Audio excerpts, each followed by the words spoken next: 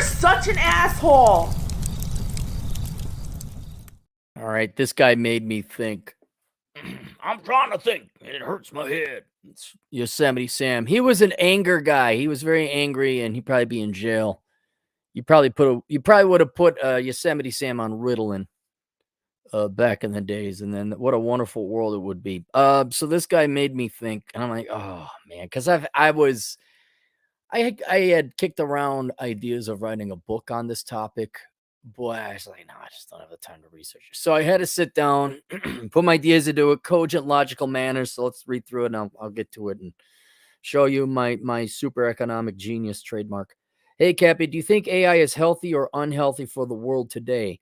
My concern are the following reasons. If most blue collar and white collar jobs will be eliminated in 20 years, wouldn't that force most of the country into socialism, being dependent on government benefits? Well, hold on here. If we achieve true AI, what you're talking, let's use real economic terms, and I'm going to get to some kind of underlying stuff of AI, so you're not confused. Let's because you might have questions other people have. What you're talking about is a post-scarcity world. The whole reason economics exists, or that there's prices of anything, is because time and resources are limited, right? There's only a certain amount of time the global population can work any given day. There's only a certain amount of iron ore that can be mined out, let alone smelted or galvanized into steel. Right? There's also an issue of, well, what are we going to produce? Do we want boats or do we want food or what, that kind of thing. So it's been the goal of economics is, okay, given our limited resources, our finite resources in this time frame, it could be here and now, it could be 20 years, whatever. What is the most economic and beneficial use of those resources? And what we normally do is through voting through our time with the use of money. You exchange your time, you get money, you vote. I want this produced. I'm going to buy a Big Mac. So, I mean, yeah, you're buying the Big Mac with money because you want the Big Mac. But what you're also doing is you're sending a very important signal or a very important vote saying, I want more Big Macs. What was it? There was a recent thing. Oh, some was in short supply and they ramped up production. I forgot what it was. And it wasn't, was it, I don't think it was the eggs. Well, in any case, wouldn't it be nice to be little 4-year-olds or your modern day 30-year-old college graduate with a liberal arts degree if everything was free? And it completely ignores the fact that there are finite resources and human labor is required to turn those finite resources into things. So there's going to be price no matter what. And every time they try to make everything free, guess what? Nobody worked or they worked the least amount and then production went down. Like, where's all the food? And that's it. There's your communism. I just described it to you again.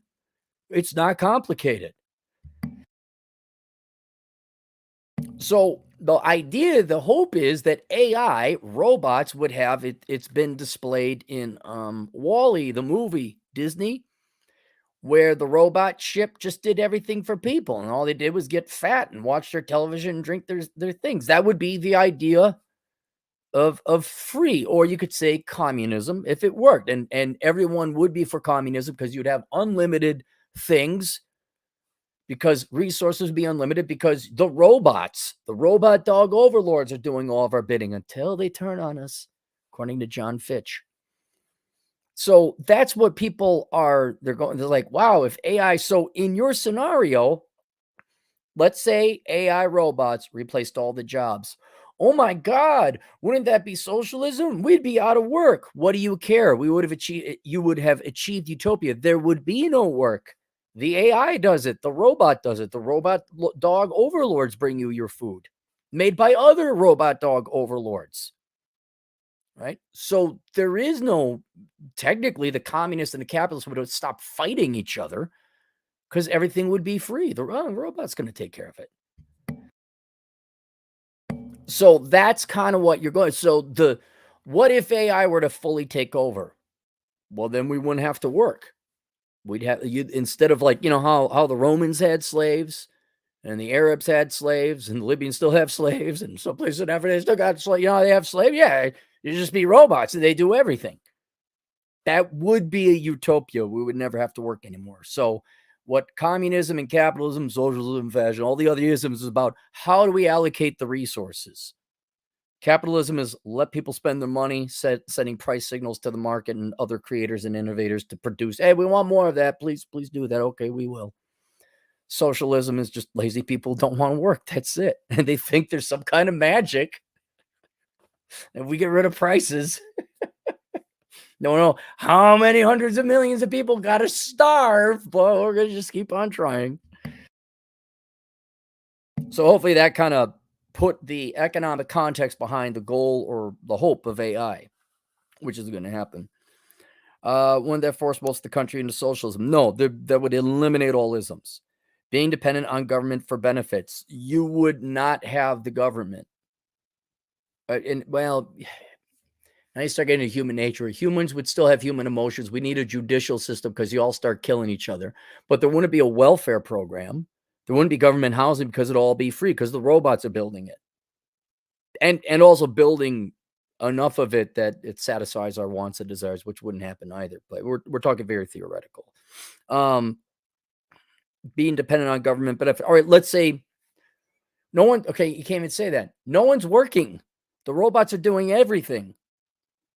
We would all be welfare recipients of the robot economy. Does that make sense? But the robots don't mind because they're not sentient and we programmed them. We built them. Kind of like in Idiocracy where, the robots are taking care of everything, or Wall-E in either case. Were they working? They weren't. The robots are making everything. Robot dog overlords. And if so, shouldn't the Republican Party be completely against it? No. I mean, in this theoretical world, everyone should be for it because it's apolitical. It's truly economic. Case in point, if the jobs are limited, that also means that taxes would be decimated. You would, okay, if the job, see, now you're going to hybrid. I'm going to get to that. Are you talking a perfectly attained AI where there are no jobs? Are you talking about, well, AI took our jobs away, and so there are less jobs. And so now the tax base goes down, so now all the unemployed people kind of, that happens in the short term. And we've seen it happen before. You don't need AI to see that. You just need something to show up that's a new technology that obsoletes an old one. So where the term Luddites come from. I'll give you a couple examples, right? Horse and buggy. All right. It's 1890. Horse and buggy. Oh my God. That's got a career. That's got a life. Here comes Henry Ford, and he builds the assembly line, not the car, the assembly line. Now the horses and buggies go away. And what Luddites, that's the word you're looking for, Luddites, is like, wait a minute, all these horse and buggy people are going out of business because this new technology eliminated it. We got to protect the horse and buggy industry, which is the worst thing you can do. Why? Because now you're wasting resources on a product nobody wants, and also wasting labor on a product that nobody wants, when you should be repurposing and retraining that labor for something somebody wants. So what should have happened, I think did, is you had the horse and buggy people, and a lot of them ended up working over in an auto plant, right? That's economic progress. But Luddites, who are typically lazy and truly stupid people, they can't get beyond hey, we can't be a stagnant labor market where we only I make the widgets. Well, widgets are obsolete. No, I want to keep making rotary telephones. Oh, it's the evil Republicans in the Senate. They hate jobs. I'll give you a more modern example. In India, there was a weaving technology. This is several decades ago. I think it was Turd Flinging Monkey talking about this. Because Indian labor is cheaper, obviously, than Western labor, a lot of the textile and clothing manufacturing went over to India. And a lot of women, thousands, perhaps even millions of Indian women were employed to make clothes. They're making them by hand. Now, what ended up happening is a sewing machine, a fabrication machine that just made the cloth by robots was going to be introduced. But in their truly stupidity, True stupidity. I'm not saying Indian people are stupid. I'm saying the politicians that say, hey, wait a minute. They said, well, all these women will lose their job. We got this machine coming in. Oh no. So what they did is they banned that machine from being put in. And what ended up happening anyway, they all got laid off anyway. Why? Because whatever, Thailand, China, other countries implemented this technology, could churn out way more cloth at a fraction of the price. And these poor Indian women were trying to sew and it didn't. And the orders dried up and they got laid off anyway. And what you would say is like, okay, now that industry is done, but you do not have the right, because you have a sewing job or a horse and buggy whip job, to hold the rest of society hostage and prevent them from progressing. Get your ass into the economy in a new capacity, relearn and retool, because that's essentially what you do to progress in a society. But lazy people, they're no, I want just my one job. I mean, my God, could you imagine if we started laying off government? Have you ever laid off government workers? They think jobs are supposed to be for life. It's like, get off your ass. Quite literally, YouTube should be replacing all the teachers. The internet should be replacing all the teachers and professors. What do we do? I don't know. Get a real job. Go do something else. But we're not going to like have this incredibly inefficient multi-$100 billion a year industry, $600, $700 billion a year from K through college, where we just pay a bunch of people who frankly are obsoleted by the internet and autodidactism. And you could say, oh, these poor teachers and professors, what will they do? Well, one, I hate most professors and teachers because they're Marxist scum, but let's just assume there are some good people in there. Society doesn't owe it to obsolete laborers to like, oh, let's create a government work job program for you for this obsolete thing that shouldn't be there anymore. We'll hold back on you. Go out and do something. Now, let me actually also talk about the Luddites themselves. I think it was also textiles, but look up the Luddites. It was the same thing where these machines came in and obsoleted a particular manual labor, and the Luddites went in and started smashing up the machines of the factories so that they could keep their jobs. And this is usually why Luddite is used in a pejorative or used to describe an ignorant or moronic person, because they are. And I'd also say they're arrogant and egotistical and selfish. Everybody else keep buying an inferior product at a higher price so I could keep my obsolete job. Society shouldn't advance anymore. Now, not all the time is there an obvious use for the labor. Horse and buggy industry goes down. Oh, because it was obsoleted by the automotive industry. We'll just go over there. Now, maybe we got to learn a little tools of the trade. There's a training program, but we'll do that. Sometimes it's just obsoleted. And you say, well, what do these people do? And what people fail to realize, especially the Luddites, is like, well, now you don't have to sew. Now you don't have to work in the factory. And every technological advance that has come, historically speaking, has not resulted in less employment. It's resulted in more, because now you free up all this human time. And if you use it creatively and entrepreneurial enough, you'll come up with new things. Like, think of all, I don't know how many hundreds of thousands of people are employed by the cell phone industry, but that didn't exist, right? But if we were all too busy working a purely manufacturing economy in the United States, say in the 1960s, 1970s, and no one ever had the surplus labor or time to start coming up with new ideas like the computer or the cell phone, we wouldn't be able to have gone and had the internet and have some. So there's always something new and creative. And that's like one of the coolest things about humanity, is we'll come up with something really cool and new. And it only takes one person. You know, what's his name? Bill Gates for operating systems, making so the computer is everybody's friend. Stephen Jobs, hey, let's put this, in a phone. I'm trying to think of something that isn't technology or computer related. Oh God, women are great at this. They'll come up with things you never thought you needed, and you don't. But what's froofy frou? I don't know. Silk pillowcases. I have no idea. They just the new things they'll come up with. Movies. I mean, in the 1920s, there wasn't movies, and there is movies. How many trillions of dollars of the year has that produced? And so, yes, there's going to be a temporary time where people who are laid off because their skill and their technology got replaced by a new technology or AI, but that liberates and frees up and also produces way more for lower prices. And over time, you'll have a little bit more freedom time. You could go ahead, retool, for a skill or a job that's going to produce even more wealth for society, probably paying you a higher wage in terms of adjusting for purchasing power.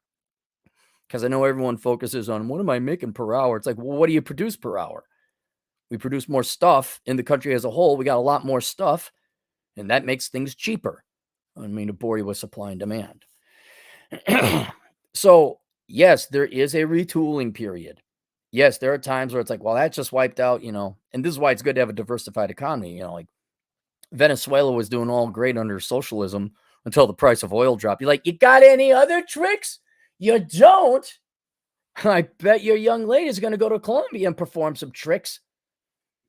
So you do want to have a diversified economy, but you always got to be looking forward to innovate. And you historically can't guarantee it's going to happen in the future. Ever since the Industrial Revolution, some new industry has formed.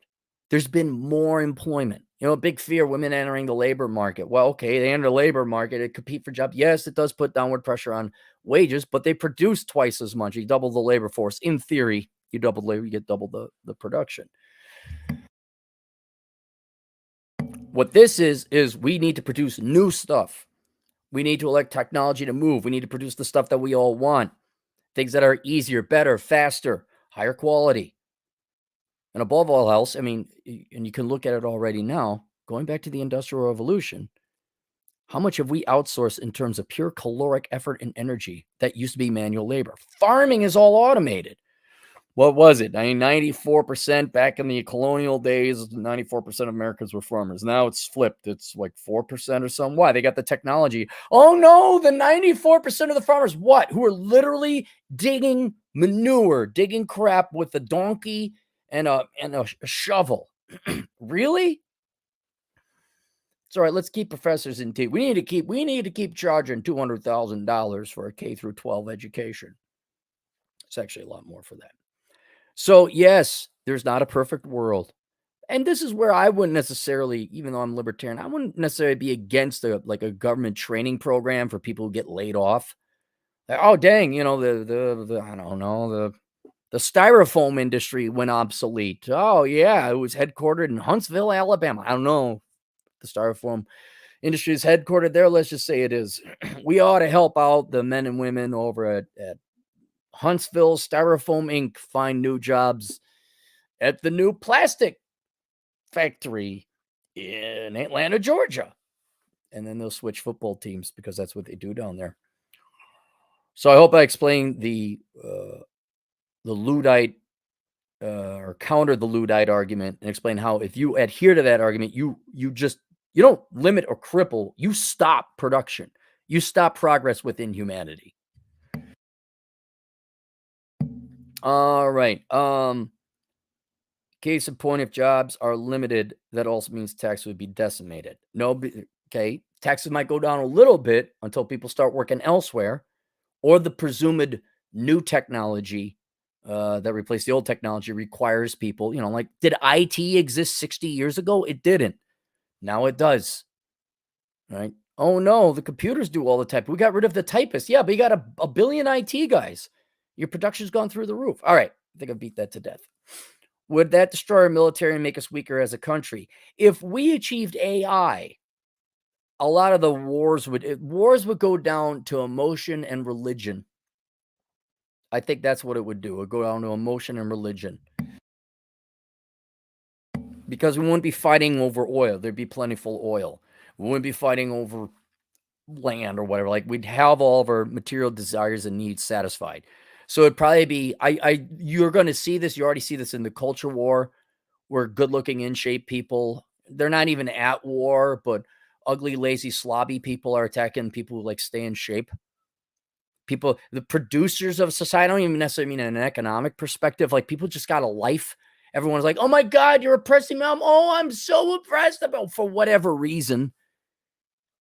It's like, in particular, I'm like, can you just enjoy Harry Potter? Can you just stop playing the victim game? So I think there'll be envy and that height.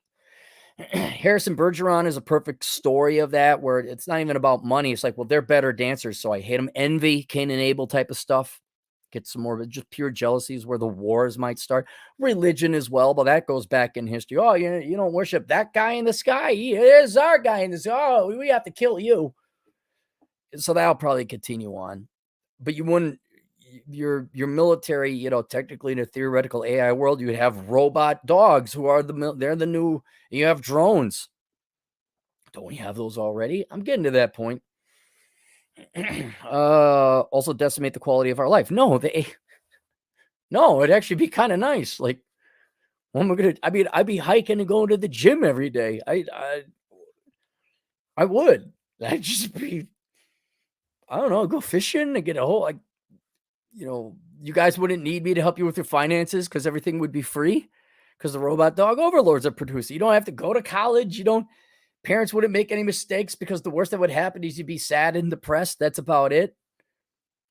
Yeah, I think therapists, again, the human component would still be, you'd still have therapists and psychologists, but there'd be an increase in demand for pharmaceutical drugs. Yeah, which the robots are making.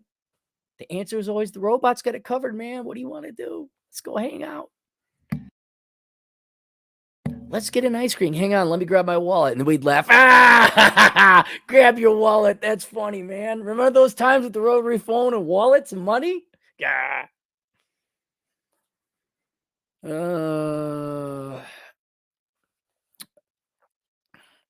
Quality of life. If you could make a play with us. All right, so let's go through. I think I answered those concerns. Let's just go through some real basic, quick economics. I put the time into it and I had to think about it. All right.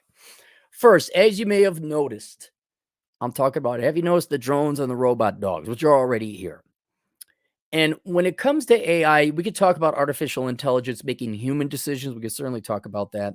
What we're really talking about here is technology.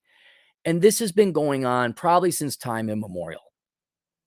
Now, it wasn't until the Industrial Revolution that we started unlocking the secrets of physics, chemistry, those being the main ones, electricity, smelting, things like that, polymers, alloys, that we were able to exponentially grow our economy. And what you notice, though, when it started, though, right, a lot of things started rapidly getting obsoleted. Right. And going back to that Luddite argument, I think that was the 1700s. Right. That argument now, like, oh my God, AI is going to take all the jobs. We need government welfare. It's like, no, you just got to learn a new job. Like, here's the thing. You are going to have to learn a new skill that's in demand. All right. You are. Until we get that pinnacle perfect AI environment. It's been this way since the Industrial Revolution. Even more so and accelerated with the technological revolution. But, what did you have? What'd you have in the 1700s? Well, you had food, clothing, and shelter, and God. That was it. Oh, we hate the Welsh or the Scottish or the Americans or what are the French, whatever. That was it. There's your history. How much more stuff do we have? How many literally tens of trillions of dollars of more stuff and unique stuff and life-improving stuff do we have?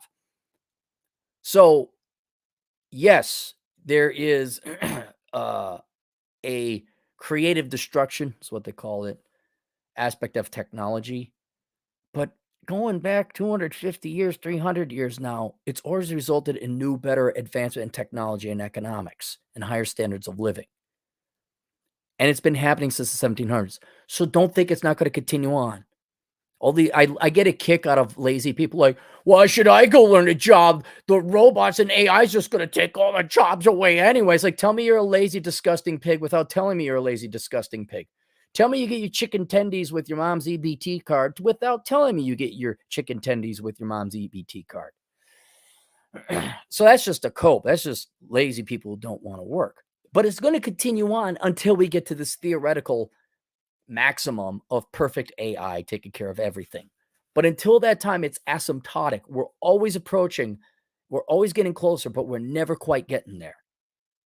Right? So this is going to go on for the rest of our lives, certainly. We are not going to get a perfect AI. If for any other reason, there is a finite amount of stuff on the planet, and there's an infinite amount of, like, right now, do I need anything? No, I don't need anything. But if I truly had unlimited desires, I want an F-16 fighter plane. And if one F-16 fighter, why not 500? I want a fleet of F-16 fighter planes, man. Have you seen the amount of crap Americans put in their basements, their attics, and their garage? There's no limit to the amount of crap people want. So for that reason alone, I don't care how good the robots are or how efficient they are, how smart they are, there just isn't enough resources to go around and satiate every human's wants and desires.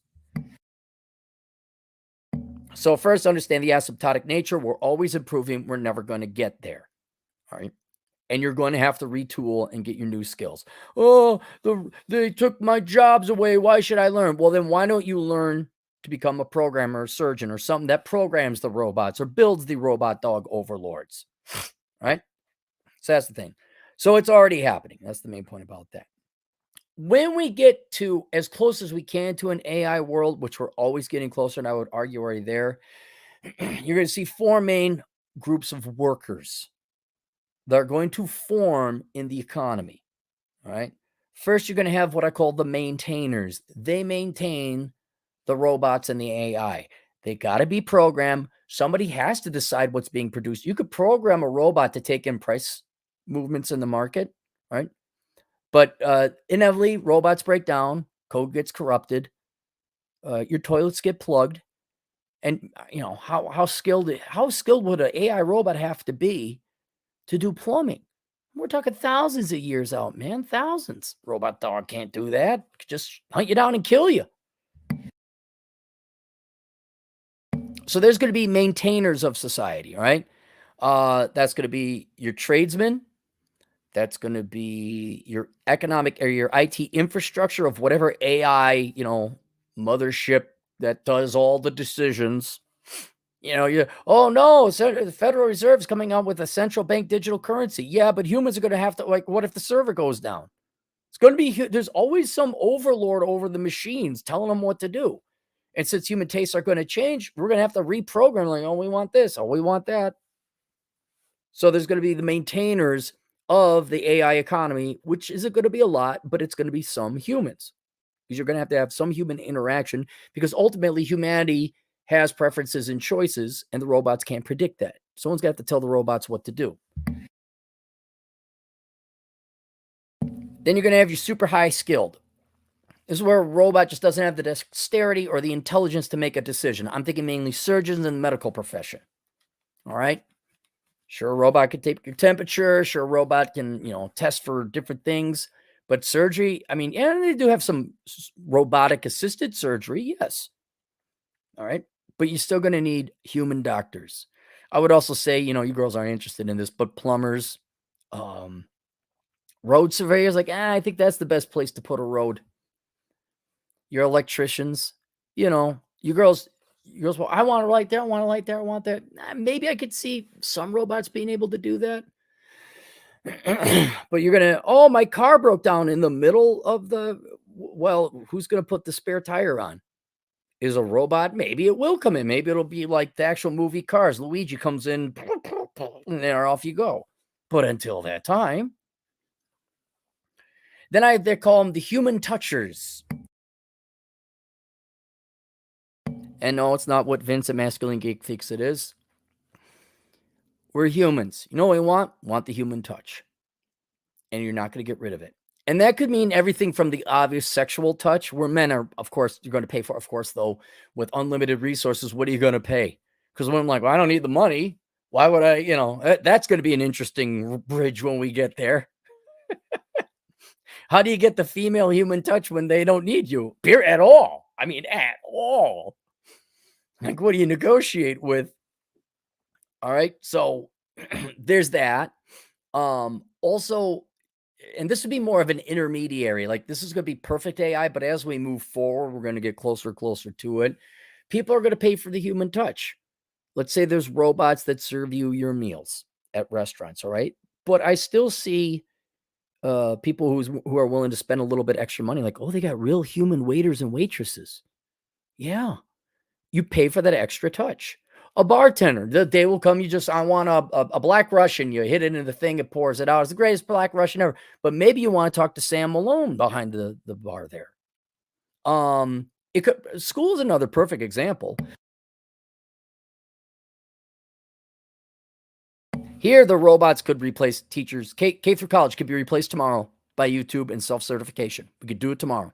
We could save ourselves $600 billion a year. It would solve most of our financial troubles. Not all, but most.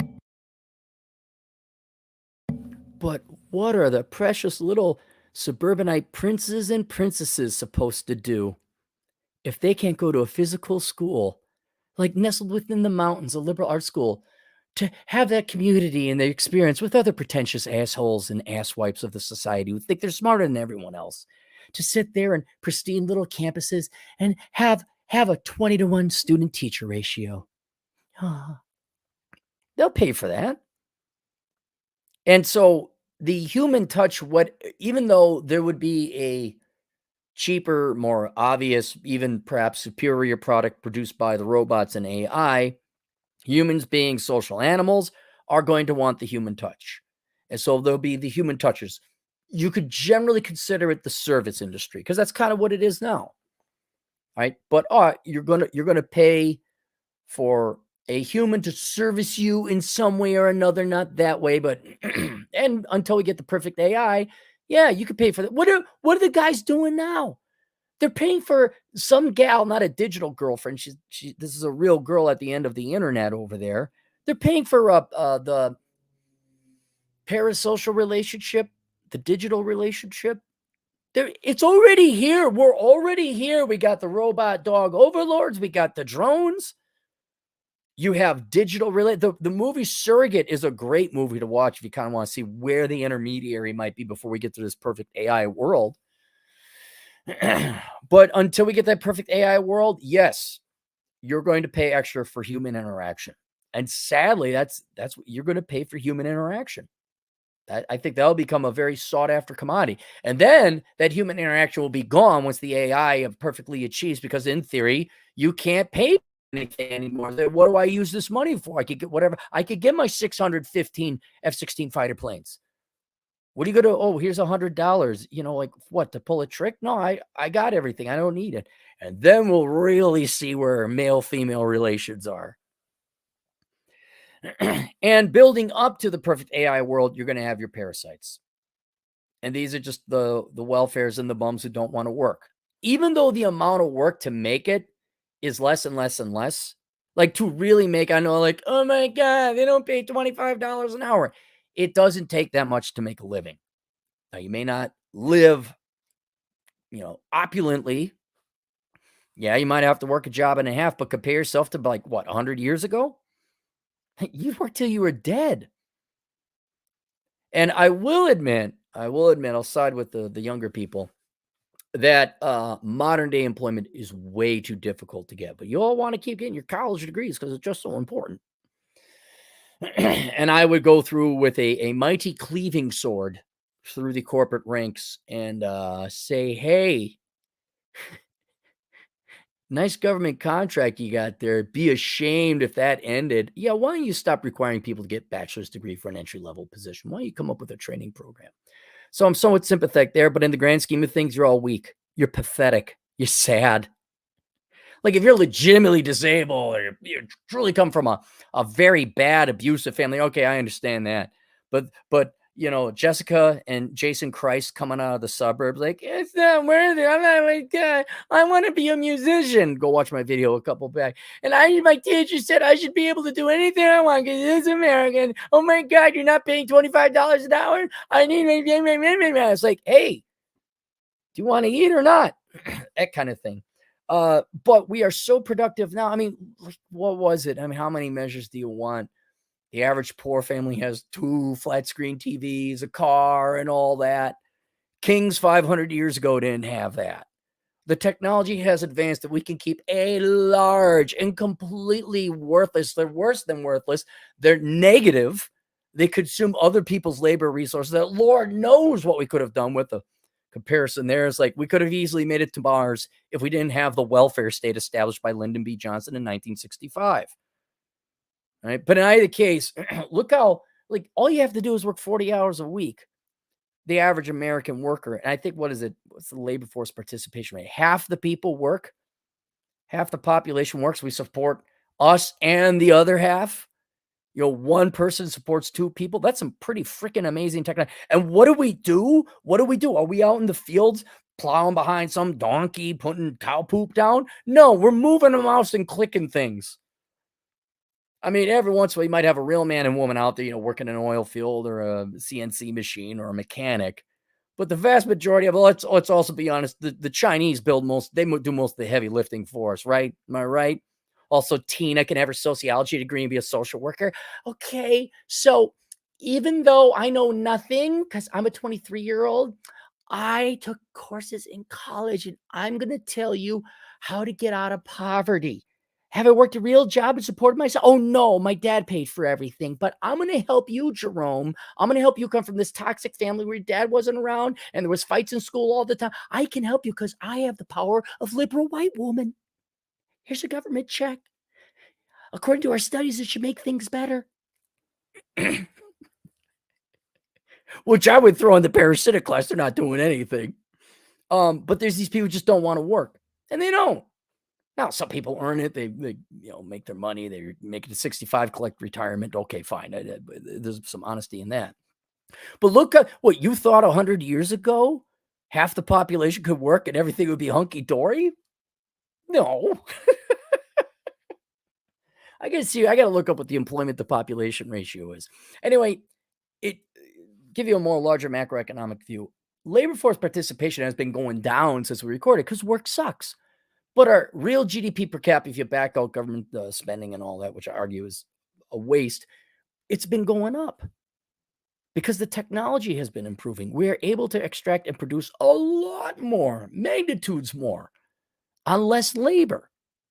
Again, to find, I would have liked to go to Mars and figure out the meaning of the universe and make it so we could get off this planet before the sun goes supernova. But no, it's important to feed all the parasites of society and give everyone a liberal arts education that won't go anywhere. No, that's all right. That $80,000 could have actually helped someone become a tradesman to put us on Mars. But you got your Marxist theory there, sweet. I'm glad you got your women's studies degree. That's very good use of our money. But in any case, so there's the parasitic class. Now, we achieve perfect AI.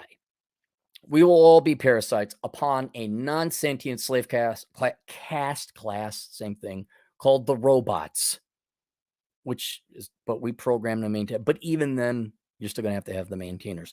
But as we approach, and we're already there, you could start to see this. Right? You got your maintainers, IT guys, AI guys, infrastructure guys. You have the super highly skilled, your tradesmen, including dentists, doctors, surgeons, and things like that. You have your human touchers, your wait staff, your the hotel. Would you like a massage, sir? I'm trying to think of whatever. The human touch, wherever it is, where you're interacting with humans. And then you got your parasites. Ma, I need more chicken tendies and a Mountain Dew. Can you buy Hogwarts for me? Thank you. Yeah, I go to college one of these days. And there, like I said, that's going to be the four main classes are going to coalesce around. But as you already noticed, we're already kind of here in some of those capacities or regards.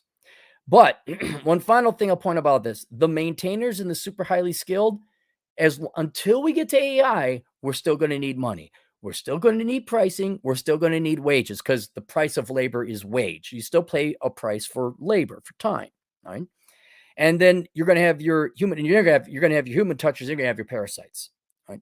And what you're going to see is what we're already seeing now. It's already happening, guys. It's already happening. You're going to see a disparity between the wealthy and the poor. Rich are going to get richer. The poor are not going to get poorer. If anyone care to look up standards of living of poor over time, the rich have gotten richer and the poor have gotten richer. They just haven't gotten rich as fast as the rich. And they just complain because they're stupid and like, yeah, rich, we're poor, get poor. Did you look up the data on the Bureau of Economic Analysis? You didn't. Serve me my freaking Big Mac. Don't spit in it. Oh, look, a kiosk coming for your job. Yeah, you keep asking for $25 an hour. Anyway, what's going to happen is as to maintain a higher technologically advanced economy and infrastructure goes up, the maintainers and your highly skilled people are just going to make more and more money. And then your human touchers are going to make less and less, although enough people have left that market because it's not worth it for them and have become parasites. who don't make anything. They just collect a government check. And so it's kind of nice. The human touchers are kind of making a little bit more because, like, well, no one wants to be a wait person, which can't necessarily blame you. Don't want to work at Lowe's. You don't want to work in the checkout. I mean, you could already see it. What do? They put in self-checkout because they can't find enough staff to maintain the checkout aisles. It's happening before your eyes right now. So, maybe that's a good thing. The human touchers are going to get a not a great wage, but $20 an hour is a living. It's $16 an hour is a living wage. If you're like in the right town, you can't be in San Francisco or any other place where Democrat policies are put because they just know everything. Just so good at managing societies. That's why everything is like a $700,000 for a crack house, and you need to make $150,000 to be above the poverty line. You Democrats just know so good what you're doing. So $16 an hour, again, not the greatest, but you can live. So if you're willing to work, you can make it there. You get out of the house, and then you're going to have the parasite class, which just doesn't do anything and comes up. I take it back.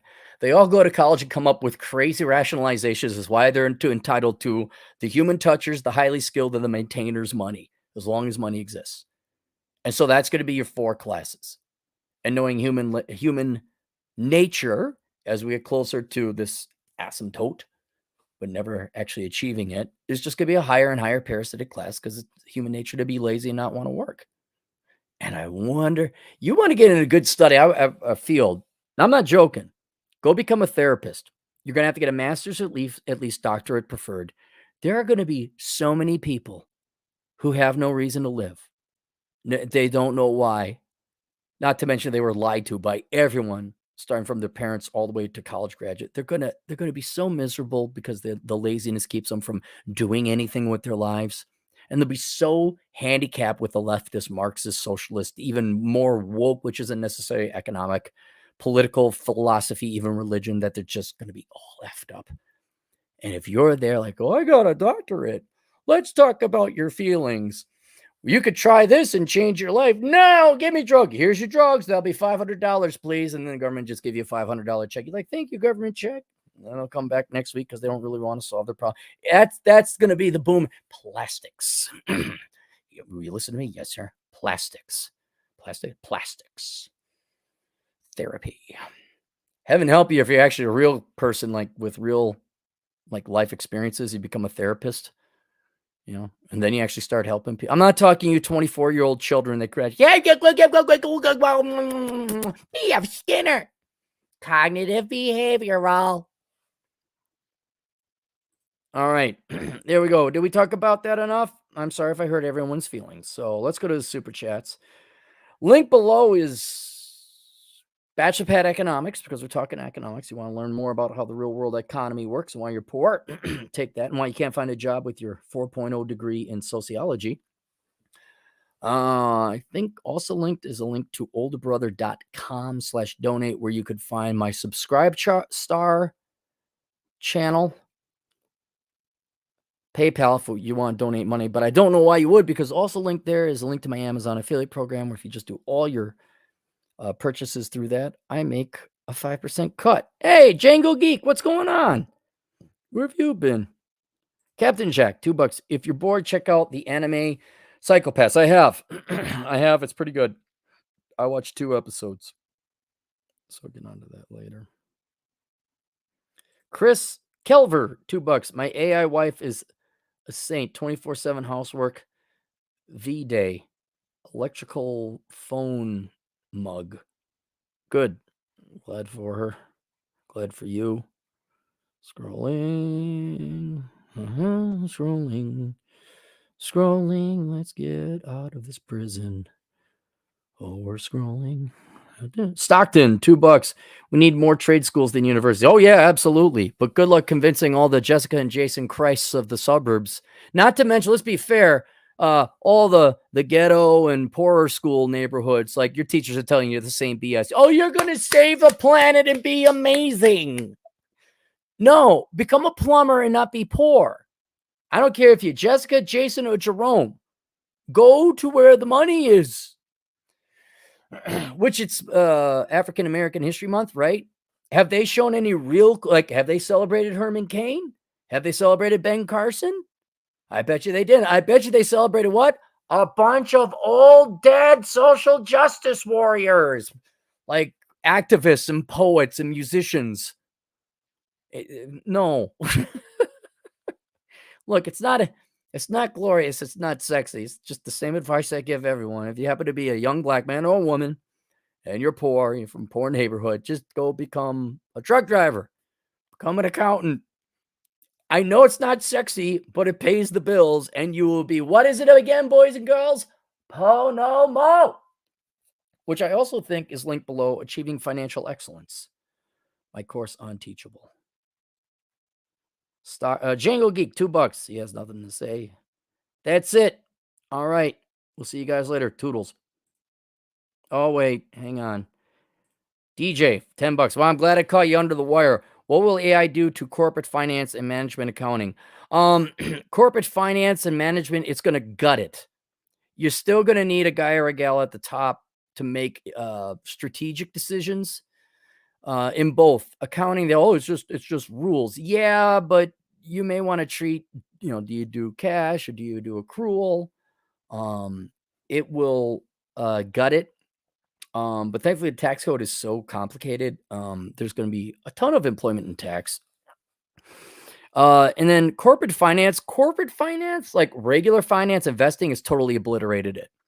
You got robo advisors. You don't need financial advisors anymore. But the corporate finance, there you're like, okay, how long do we want to borrow? What are we financing? What terms can we get? Let's negotiate with the banks. So the higher levels, yeah, they're still going to need people there. But like financial analysts, no, that's going to be gutted. That was already gutted because let's just be honest, management never wanted to learn what was going on with the companies anyway. There's like, tell me I'm great. I'm a boomer. I have an advanced degree. Tell him I'm great. You're doing great, boss. Wow, here's your promotion. Why is the company shutting down? I don't know, man. Maybe it was all this money you didn't make. All right, there you guys go. See you guys later. Toodles.